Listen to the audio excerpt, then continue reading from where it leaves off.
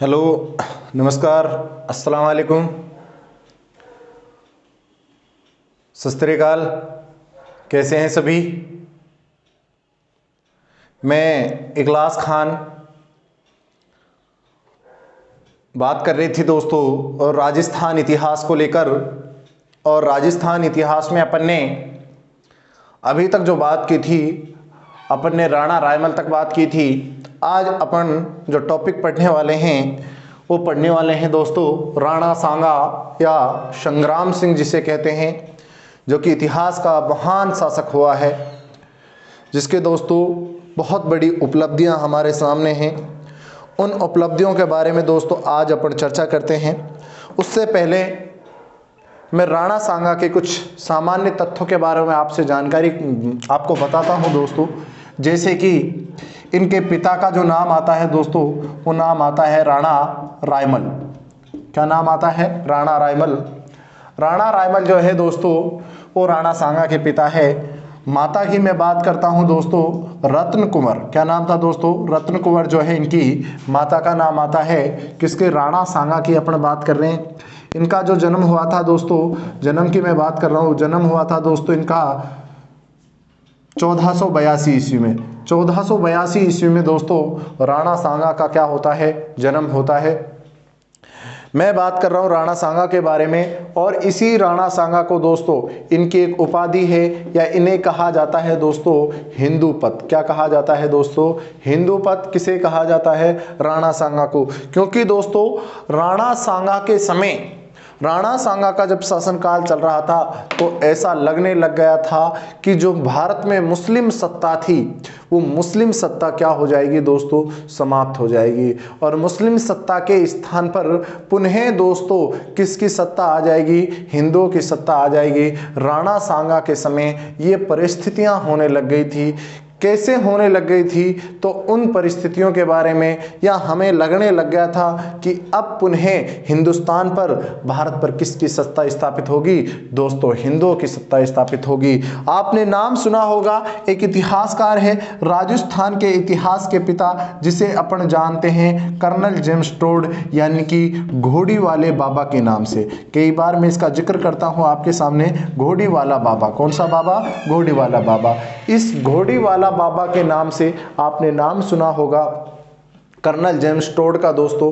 Colonel James Tod, इसने इसको कहा, क्या कहा है दोस्तों? यानी कि सैनिक भग्नावेश। क्या कहा है मेरे भाइयों? सैनिक भग्नावेश। सैनिक भग्नावेश का मतलब है कि ऐसा सैनिक जिसके शरीर पर बहुत सारे घाव हैं लेकिन फिर भी वो एक वीर योद्धा की तरह, इंडियन आर्मी मैन की तरह अपने देश के लिए, अपने राज्य के लिए, अपने धर्म के लिए लड़ाई लड़ रहा है। सिर्फ और सिर्फ किसके लिए दोस्तों? अपने धर्म, राज्य, देश के लिए लड़ाई लड़ रहा है, चाहे उसके शरीर पर कितने ही घाव क्यों ना हो। दोस्तों कर्नल जेम्स टोड ने इस सैनिक भग्नावेश के शरीर पर 80 घाव बताए। कितने घाव बताए दोस्तों?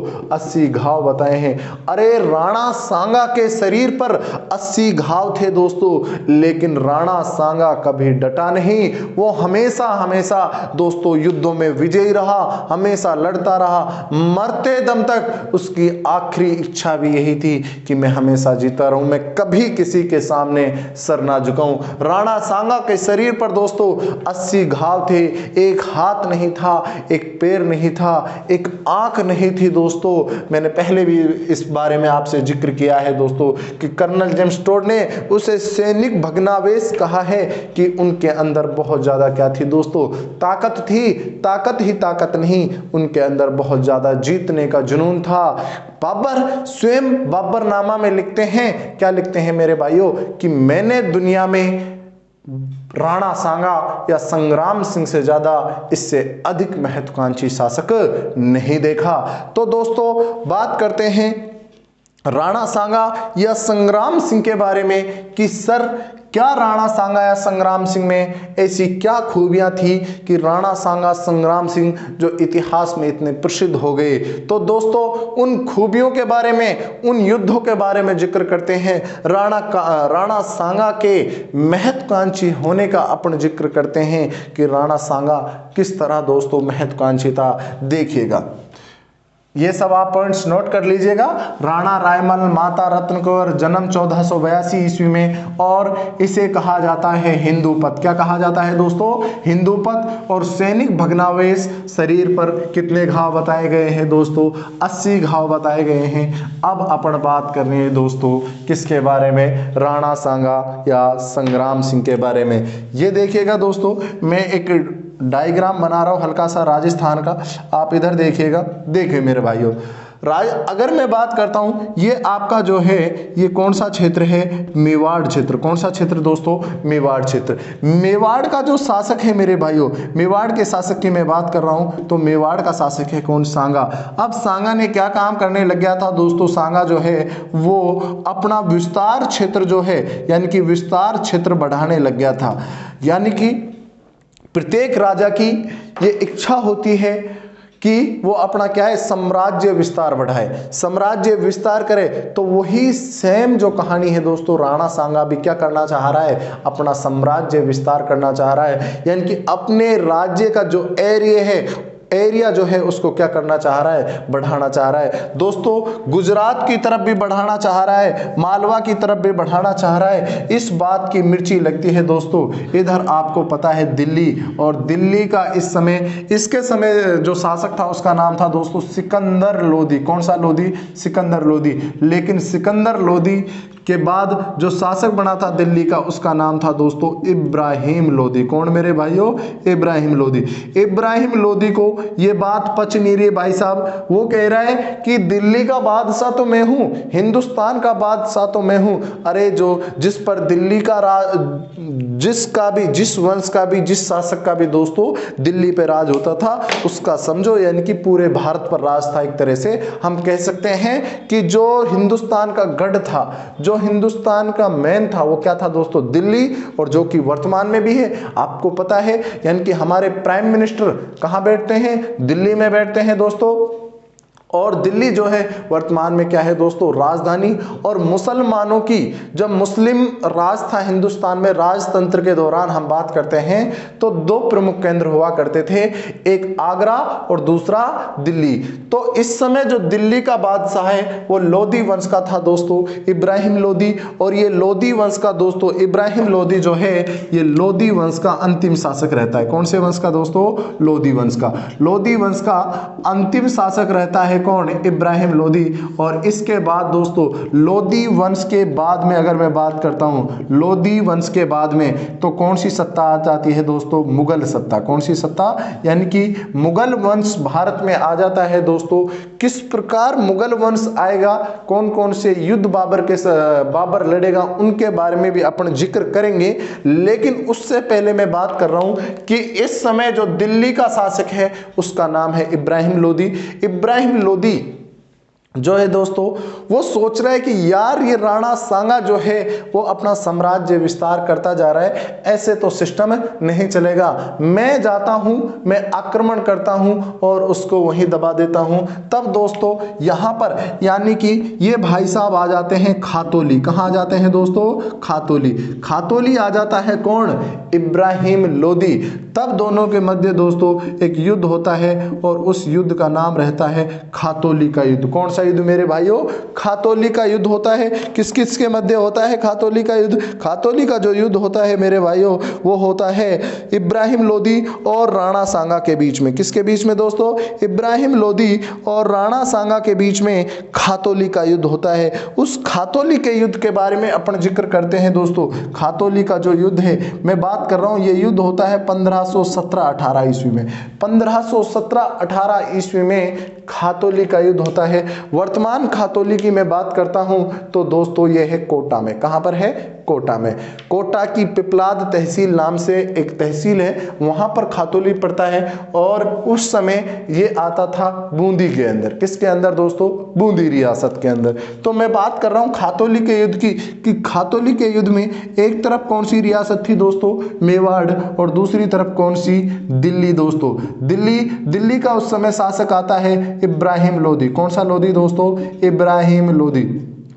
इब्राहिम लोदी जो है दिल्ली का शासक है और इधर मेवाड़ का जो शासक है उसका नाम है राणा सांगा या संग्राम सिंह। अब बताइए युद्ध में दोस्तों किसकी जीत होती है? तो मेरे भाइयों इस युद्ध में खातोली जो कि कोटा में है 1517 ईस्वी में युद्ध होता है इब्राहिम लोदी और किसके मध्य? संग्राम सिंह के मध्य। दोस्तों राणा सांगा की इस युद्ध में क्या हो जाती है? जीत हो जाती है और इब्राहिम लोदी की क्या हो जाती है? हार हो जाती है। दोस्तों हिंदुस्तान का बादशाह जिसका मेन गढ़, मेन किला, मेन राजधानी पर जिनके अधिकार हैं, मुगल सत्ता जो है दोस्तों स्थापित, मुगल सत्ता नहीं सॉरी मुस्लिम सत्ता जो है दोस्तों वहां पर स्थापित है, वो एक राजा जिसका नाम है इब्राहिम लोदी।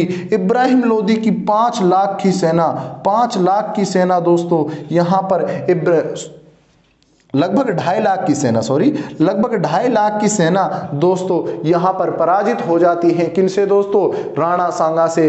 अब पूरे हिंदुस्तान में दोस्तों किरकिरी हो रही है, बेइज्जती हो रही है। किसकी? अरे किसकी बेइज्जती हो रही है? इब्राहिम लोदी की बेइज्जती हो रही है कि यार क्या है तू शासक है या नहीं है? तू एक छोटी सी रियासत के शासक महाराणा संग्राम सिंह से हार के आ गए। लेकिन लोगों को इस चीज का पता नहीं था कि राणा सांगा या संग्राम सिंह क्या चीज है। दोस्तों यहां पर बुरी तरह इस खातोली के युद्ध में इब्राहिम लोदी को परास्त करता है कौन? राणा सांगा या संग्राम सिंह। अब इब्राहिम लोदी जो है दोस्तों ध्यान रखना, इब्राहिम लोदी को इस चीज का बड़ा ही मलाल रहता है, बड़ा ही दुख रहता है और इब्राहिम लोदी जो है दोस्तों वो पुनः तैयारी करने लग जाता है युद्ध की। खातोली के युद्ध के बाद दोस्तों सीधा ही यानी कि ये जो अलवर और भरतपुर वाला जो क्षेत्र है, अलवर और भरतपुर वाला जो क्षेत्र है दोस्तों यहां पर अधिकार हो जाता है किसका मेरे भाइयों? इब्राहिम लोदी का, सांगा का। यानी कि मेवाड़ उठकर सीधा दिल्ली के पास जाने लग गया, अलवर और भरतपुर वाले क्षेत्र में। अरे सांगा का रियासत जो थी वो कौन सी थी? मेवाड़। लेकिन जब खातोली के युद्ध में परास्त किया दोस्तों किसको? यानी कि इब्राहिम लोदी को, तो राणा सांगा का जो अधिकार वाला क्षेत्र है वो ये हो गया, अलवर और भरतपुर वाला क्षेत्र हो गया। तब दोस्तों यहां पर राणा सांगा ने अपनी सेनाएं डाल दी, यहां पर सेनाएं बिठाती। अब इब्राहिम लोदी जो है दोस्तों वो नेक्स्ट युद्ध की क्या करने लग जाता है? तैयारी करने लग जाता है। इधर राणा सांगा जो है अपनी जो सेनाएं हैं वो अलवर और भरतपुर वाले क्षेत्र में उन्होंने छोड़ दी है। इधर इब्राहिम लोदी तैयारी कर रहा है दूसरे युद्ध के लिए कि यार मेरी तो हो गई बेइज्जती, अब इस बेइज्जती का किसी ना किसी तरह से तो क्या लेना है? बदला लेना है। बिल्कुल, क्या बदला लेगा? देखते हैं क्या इब्राहिम लोदी बदला ले पाता है। इसका एक सेनापति आता है जिसका नाम आता है मियां माखन। मियां माखन को बुलाता है, बोले मियां माखन अठिया मेरे पास आ। मियां माखन बोलता है, बोले जी हुजूर। बोले देख अपन करेंगे मेवाड़ के शासक पर आक्रमण, उसकी जो सेनाएं हैं वो बैठी है अलवर और भरतपुर में, अपन को आक्रमण करना है डायरेक्ट। मियां माखन बोलता है, बोले महाराज मरने के लिए मैं ही मिला हूं क्या? अरे बोले ऐसा नहीं है, अपनी बेइज्जती हुई है, अपनी युद्ध हार के आए।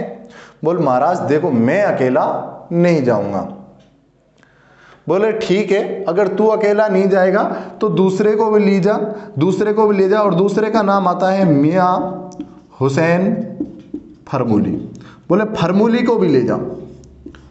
बुलाते हैं दोनों को। मियां माखन जो है इन्होंने राणा सांगा का दांडव देखा था खातोली के युद्ध में, तो वो डरा हुआ था कि यार बहुत ही खतरनाक शासक है। इब्राहिम लोदी प्लान बताता है, बोले देखो सुनो, अपन को इस वाले क्षेत्र से जाना है, यानी कि दिल्ली से अपनी सेना चलेगी और अपन इस वाले क्षेत्र से जाएंगे। ये वाला क्षेत्र था धौलपुर वाला। बोले डायरेक्ट अटैक ऐसे नहीं करेंगे, अलवर भरतपुर में जो सेना बैठी है किसकी? राणा सांगा की, अपन डायरेक्ट अटैक नहीं करेंगे। अपन को क्या करना है? पीछे से सेना लेके जानी है। तुम दोनों पीछे से सेना लेकर जाना। मैं कहां बैठा रहूंगा? मैं बैठा रहूंगा दिल्ली में। मैं दिल्ली में बैठा हूं, तुम टेंशन मत लो। तुम इधर से पीछे से घेर के लाना और फिर यहां भींच के मारेंगे। मैं इधर से आऊंगा, तुम इधर से आओगे। मतलब एकदम जबरदस्त प्लानिंग चल रही है साहब इब्राहिम लोदी की।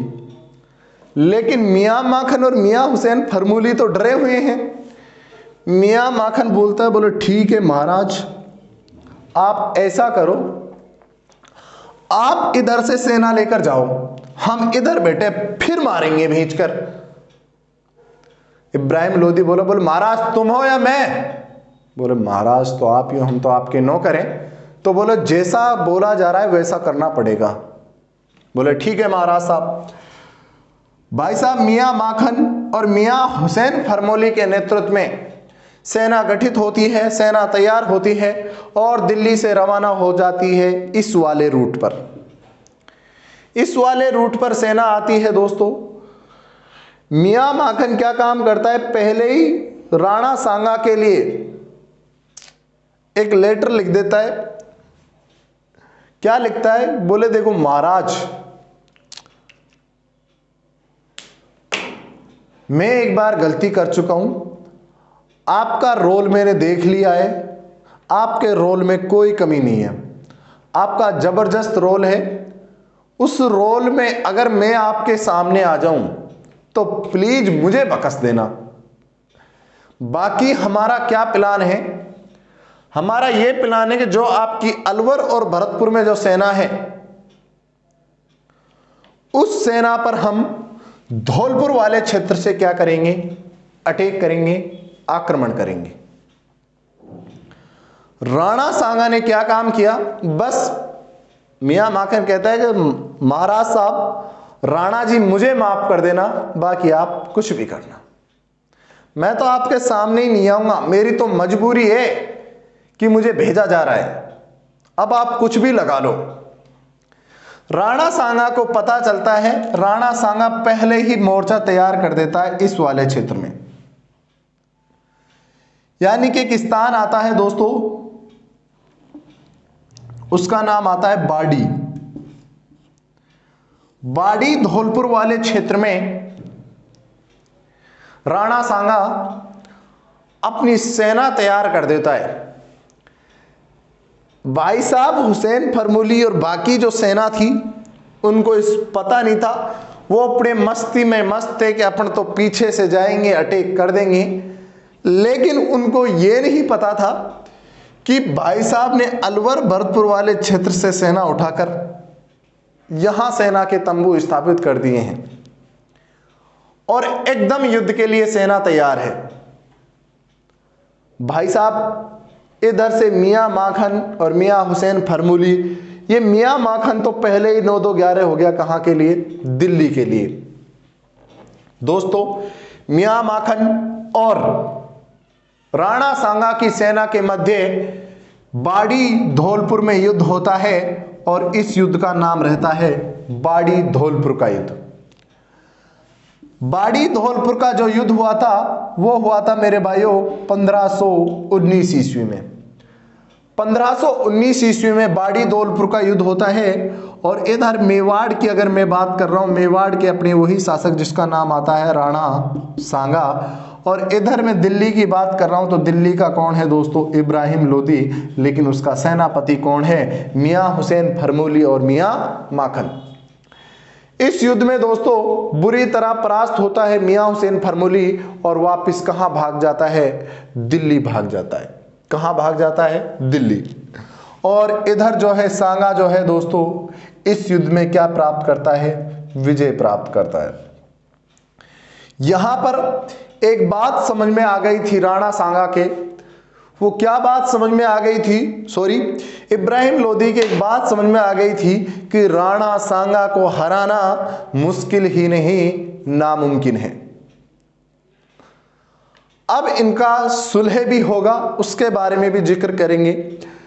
मैंने अभी तक आपको 2 युद्धों के बारे में जिक्र किया है। पहला युद्ध खातौली का युद्ध, जो कि वर्तमान कोटा में पिपलाद तहसील में एक स्थान है, एक जगह है। 1517-18 में युद्ध होता है दोस्तों। और उस युद्ध में विजय होती है किसकी, राणा सांगा की। अलवर और भरतपुर वाले क्षेत्र पर क्या कर लेता है, अधिकार कर लेता है कौन? राणा सांगा इब्राहिम लोदी की दोस्तों उसमें हार हो जाती है खातौली के युद्ध में। दूसरा युद्ध देखा है अपन ने बाड़ी धौलपुर का युद्ध, जो कि 1519 ईस्वी में होता है, और इस युद्ध में भी दोस्तों राणा सांगा की क्या हो जाती है? विजय हो जाती है। अब अपन आगे बात करेंगे कि सर आगे क्या होता है, क्या कोई और शासक भी इससे लड़ने के लिए तैयार है, क्या कोई और युद्ध होता है? बिल्कुल, देखिएगा।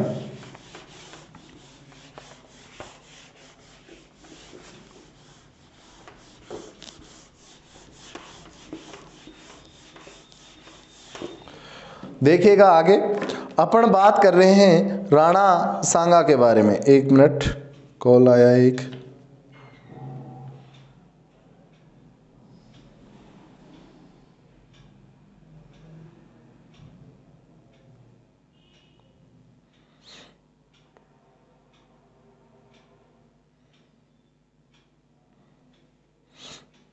ठीक, देखिएगा राणा सांगा जो है दोस्तों 2 युद्ध जीत चुका है, और अब ऐसा लगने लग गया था कि हिंदुस्तान पर वापस से हिंदू सत्ता की स्थापना हो जाएगी, यानी कि जो दिल्ली सल्तनत पर मुस्लिमों की सत्ता स्थापित थी उसकी जगह ऐसा लगने लग गया था कि अब हिंदू सत्ता स्थापित हो जाएगी।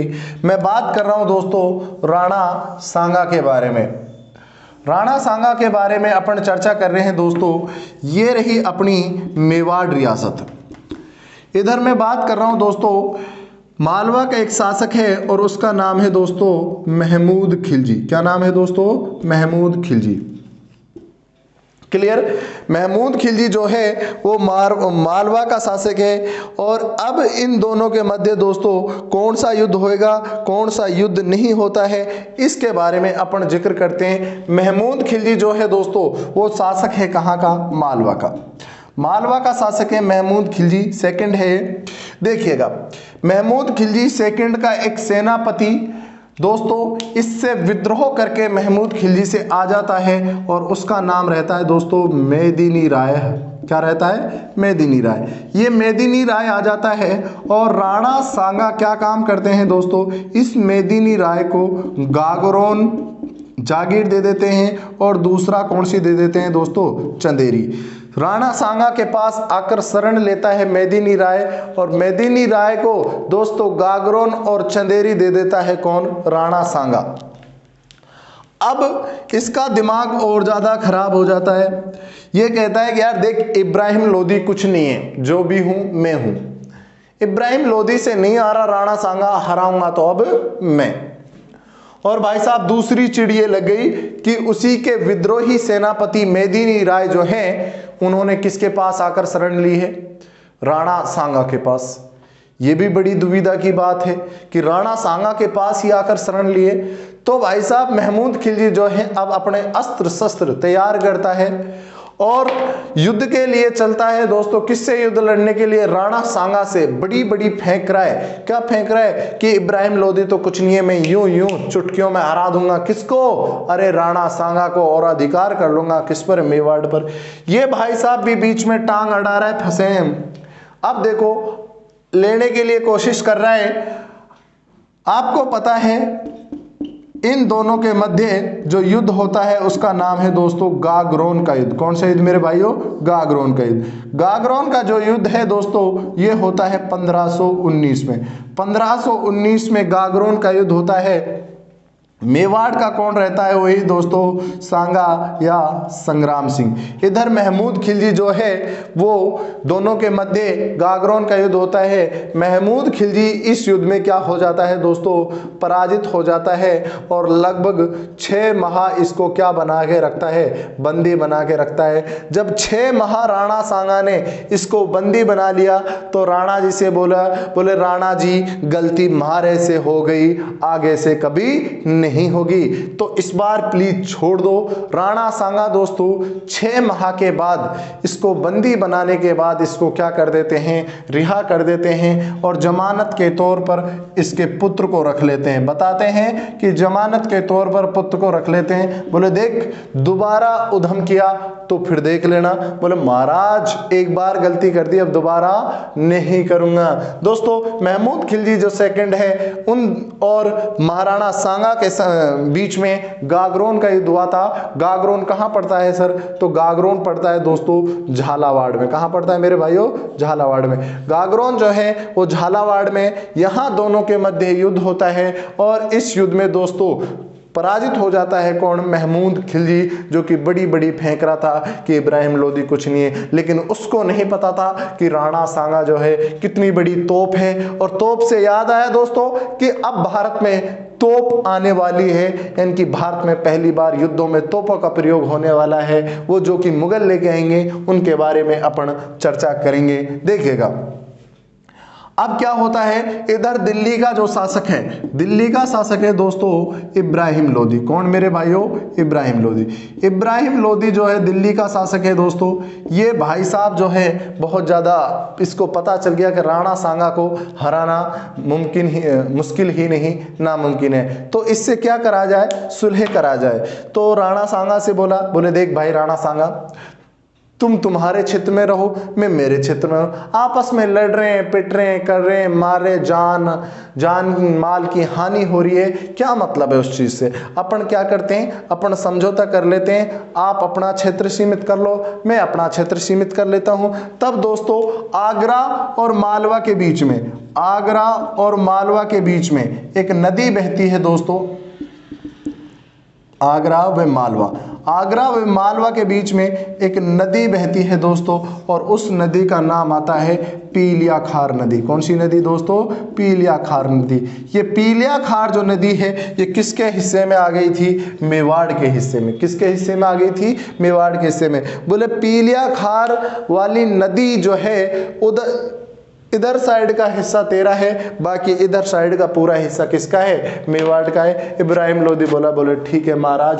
तो पीलिया खार नदी भी अब आपके आगे सामने आएगी दोस्तों। किस प्रकार से पीलिया खार नदी का बिंदु उठेगा, किस प्रकार से कहानी उठेगी, उसके बारे में भी अपन बात कर रहे हैं। और दोस्तों अब भारत में, यानी कि देखिए मैं वापस से पुनः रिपीट कर रहा हूं, मैंने अभी राणा सांगा के आपके सामने 3 युद्धों के बारे में जिक्र किया है। सर कौन कौन से युद्ध आपने बताए हैं? तो मैंने दोस्तों पहला बताया था आपको खातौली का युद्ध, दूसरा बताया मैंने दोस्तों बाड़ी धौलपुर का युद्ध, और तीसरा बताया मैंने आपको कौन सा युद्ध? गागरोन का युद्ध। और इस गागरोन के युद्ध में दोस्तों किसकी जीत हो जाती है? यानी कि राणा सांगा की। अभी तक तीनों युद्धों में दोस्तों जो जीत होती है वो किसकी होती है दोस्तों? राणा सांगा की जीत होती है। अब मैं आपको बता रहा हूं दोस्तों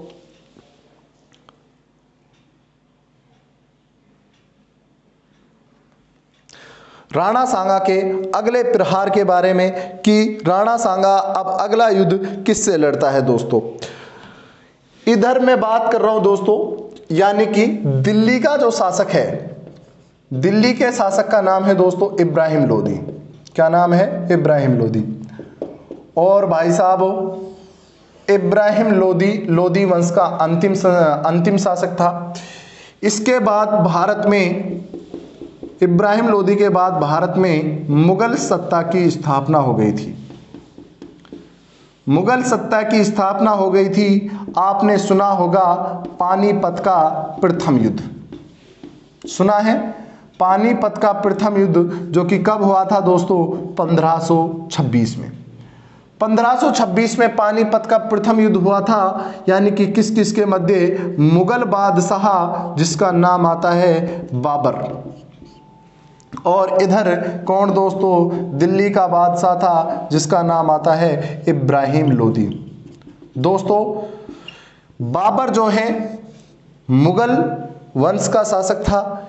इसने ही भारत में मुगल सत्ता की स्थापना की थी। 1526 में पानीपत में 3 युद्ध हुए थे, तराइन में भी 3 युद्ध हुए थे, ठीक है। पानीपत का प्रथम युद्ध लड़ता है इब्राहिम लोदी से।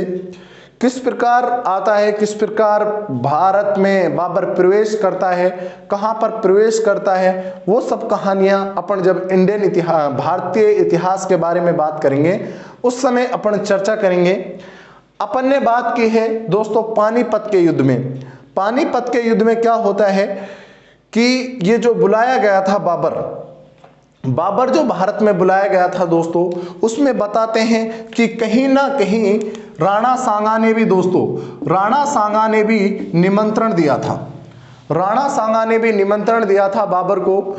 वो क्या डिसाइड किया गया था, राणा सांगा और बाबर के मध्य एक व्यक्ति आता है जिसका नाम आता है राजपूत सेनापति सिलहदी तंवर। राजपूत सेनापति सिलहदी तंवर के माध्यम से दोस्तों दोनों के मध्य पत्र व्यवहार होता है। किस किस के मध्य, राणा सांगा और बाबर के मध्य। और ये डिसाइड होता है कि दिल्ली की गद्दी को छीनकर, इब्राहिम लोदी से दिल्ली की गद्दी को छीनकर एक हिस्से में से 1/2 बाबर की और 1/2 राणा सांगा की। हालांकि बाबर क्या कह रहा था, बाबर कह रहा था कि देख अपना तो सिस्टम यह है, अपन तो लूट पाट करके चले जाएंगे, आप आराम से दिल्ली पर क्या करना, राज करना। इस चीज के लिए राणा सांगा क्या कर देते हैं, हाँ कर देते हैं दोस्तों। बोले ठीक है। जब राणा सांगा के सेना दरबार में इस घटना का जिक्र होता है तो राणा सांगा के जो सैनिक है वो कहते हैं कि महाराज थे पागल हो गया क्या है, अरे अपने इब्राहिम लोदी हम साथ दे रहे हैं बाबर का, अरे वो तो खुद ही क्या है कमजोर शक्ति है, हम किसी का क्यों साथ दे। अरे हमने तो इब्राहिम लोदी को 2 बार परास्त किया थे, बोलो तो तीसरी बार भी कर दे, अपन क्यों साथ दे बाबर का। उसकी कुछ ना कुछ चाल होगी, उसका कुछ ना कुछ कपट होगा, तो अपन को बाबर का साथ नहीं देना है। अपन अगर हरा सकते हैं उसको तो डायरेक्ट हरा सकते हैं, अपन ऑलरेडी 2 बार हरा चुके हैं तो अपन को कहां जरूरत आ गई। दोस्तों बाबर से बताते हैं कि जो सिलहदी तंवर के मध्य जो पत्र व्यवहार हुआ था उसमें ये बात कही गई थी कि भाई सांगा साथ देगा, लेकिन दोस्तों जब पानीपत का प्रथम युद्ध होता है उस पानीपत के प्रथम युद्ध में बाबर जो है वो वेट कर रहा है, इंतजार की घड़ियां बीत जा रही है और उच्चकर मेवाड़ में ही देख रहा है, मेवाड़ की तरफ देख रहा है कि राणा सांगा कहाँ है। लेकिन दोस्तों राणा सांगा के वहां पर दर्शन नहीं होते हैं, राणा सांगा युद्ध में नहीं जाता है। कौन से युद्ध में दोस्तों, पानीपत के प्रथम युद्ध में। क्योंकि क्या मतलब था जाने का, अरे उस शक्ति से क्या लड़ो जिसको हम 2 बार हरा चुके हैं, अगर हम हराएंगे तो डायरेक्ट भी हरा सकते हैं, ऑलरेडी 2 बार हरा चुके हैं, हम किसी के साथ मिलकर क्यों हराए उसके। लेकिन दोस्तों इसी पानीपत के युद्ध में दोस्तों बाबर जो है बहुत, यानी कि इधर मैं बात करता हूं इब्राहिम लोदी की, इंडियन इतिहास का भारतीय इतिहास का टॉपिक है लेकिन मैं बात बता, लगभग इधर 5 लाख की सेना और इधर 20,000 की सेना।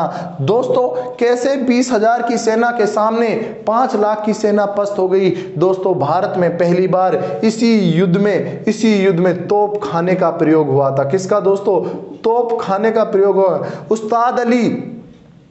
उस्ताद अली के द्वारा दोस्तों यहां पर तोपें चलाई गई थी, उस्ताद अली के द्वारा तोपें चलाई गई। उन तोपों की आवाज के कारण दोस्तों भारत के इतिहास में पहला ऐसा नहीं हुआ था, उन तोपों की आवाज जो थी वो बहुत ज्यादा भयंकर आवाज थी, जिसके कारण दोस्तों इब्राहिम लोदी के जो घुड़सवार हाथी सवार जो थे वो क्या हो गए, पैदल सेना पर ही कुचल डाला। क्योंकि घुड़सवार जो थे, घुड़सवार जो सेना थी दोस्तों, उन घोड़ों ने, उन हाथियों ने पहली बार युद्ध में इस तरह की आवाज सुनी तो वो वापिस ही अपनी पैदल सेना को क्या कर डाला दोस्तों, उन्होंने कुचल डाला।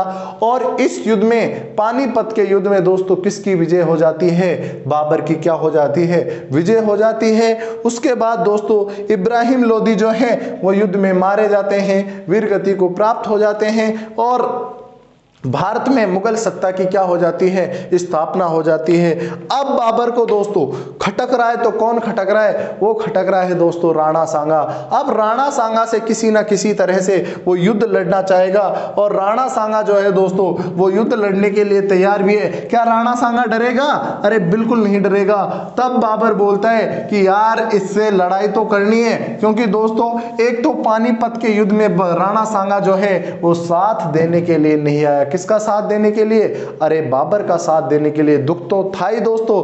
तब यानी कि बाबर, राणा सांगा क्या करता है दोस्तों, बयाना दुर्ग पर अधिकार कर लेता है। इन दोनों के मध्य एक युद्ध होता है जिसका नाम रहता है बयाना का युद्ध। कहां का युद्ध मेरे भाइयों? बयाना का युद्ध। देखिएगा क्या है दोस्तों बयाना का युद्ध। बयाना का युद्ध हुआ था 16 फरवरी 1527 को, क्योंकि बाबर अब बहाना निकाल रहा था किसी तरह से लड़ाई करने का। किससे? राणा सांगा से, कि अब राणा सांगा से युद्ध करना है। राणा सांगा ने जो मेरा क्या नहीं दिया, साथ नहीं दिया। और जैसे ही पानीपत का युद्ध बाबर जीतता है, बाबर बोलता है कि पीलिया खार वाली नदी वाला जो क्षेत्र है, जो कि किसके अधीन था? मेवाड़ रियासत के अधीन था। बोले उसको क्या करना है? समाप्त करना है, उसको खाली करो। बाबर, राणा सांगा बोलता है, बोले मैं क्यों करूं? बोले आजा तो फिर युद्ध के मैदान में। दोस्तों इस बाबर को क्या हो चुका था? घमंड हो चुका था।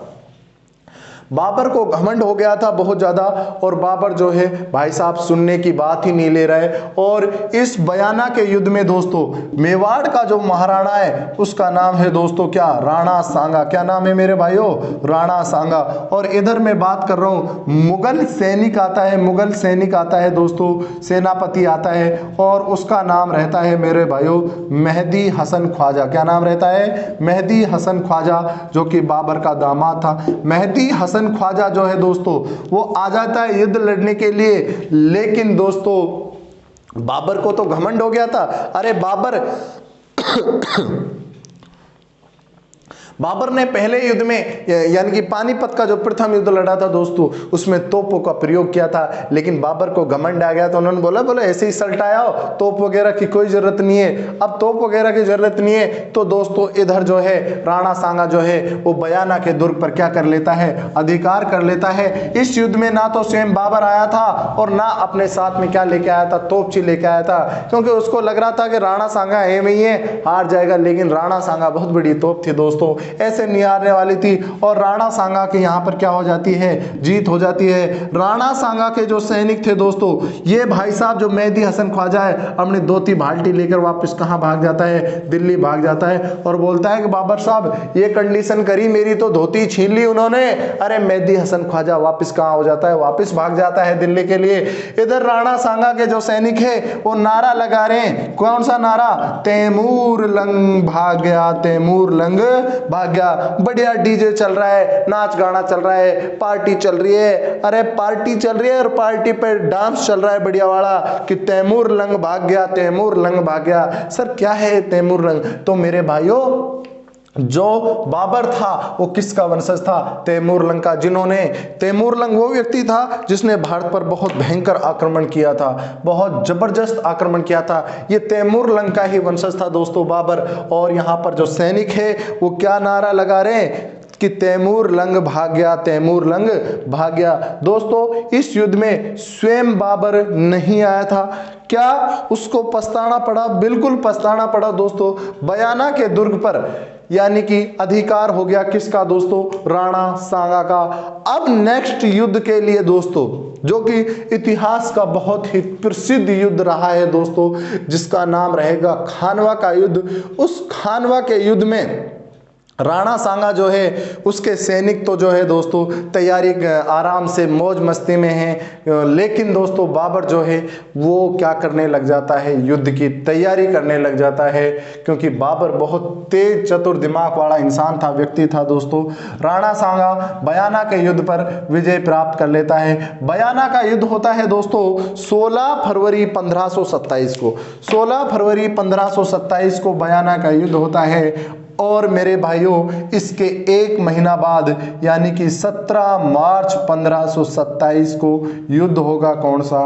खानवा का युद्ध। कौन सा? खानवा का युद्ध। उस युद्ध के बारे में अपन नेक्स्ट पीरियड में बात करेंगे, नेक्स्ट क्लास में बात करेंगे मेरे भाइयों। उससे पहले मैं आपको बता देना चाहता हूं कि हमने राणा सांगा के अभी तक 4 युद्धों के बारे में जिक्र किया है। सर पहला ही पहला कौन सा युद्ध था?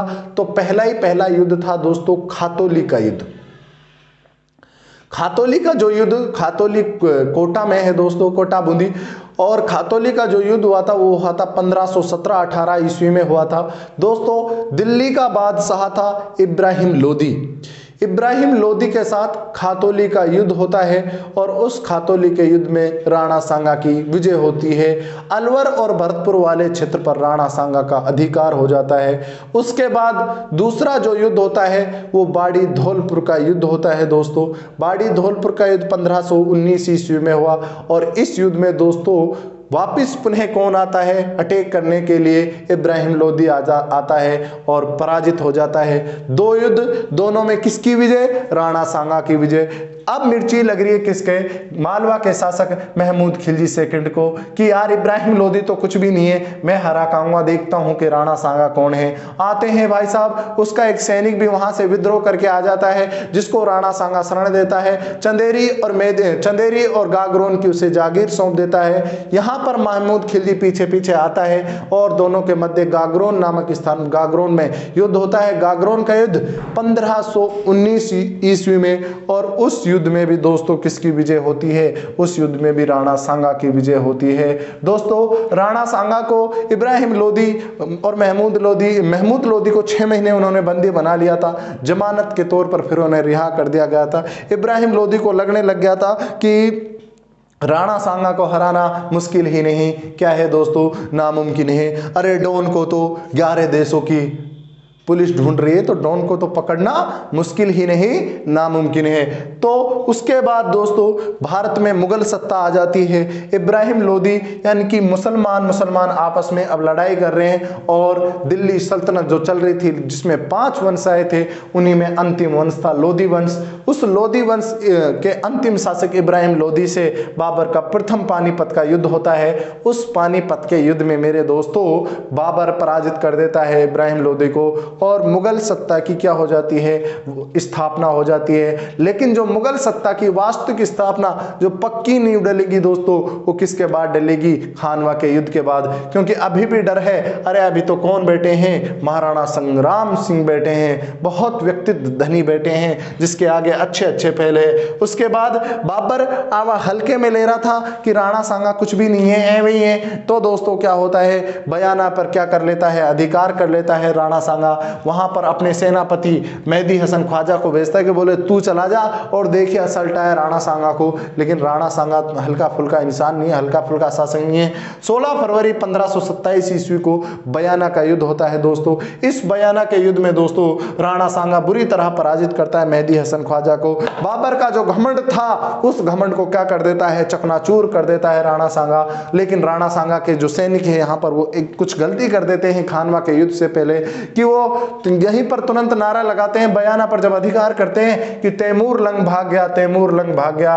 उसके बाद दोस्तों बाबर के जो सैनिक हैं वो अगले युद्ध की तैयारी करने लग जाते हैं और वो युद्ध जो होगा वो होगा दोस्तों खानवा का युद्ध। अभी तक अपन ने 4 युद्धों के बारे में बात की है। इस सैनिक भग्नावेश महाराणा संग्राम सिंह के बारे में, जिसे अपन ने क्या कहा है दोस्तों? सैनिक भग्नावेश कहा है। इसके बारे में अपन ने बात की है। नेक्स्ट क्लास में अपन बात करेंगे दोस्तों खानवा के युद्ध के बारे में कि था क्या सर खानवा का युद्ध। खानवा जो कि, और बयाना में बता देता हूं दोस्तों, बयाना कहां पड़ता है दोस्तों?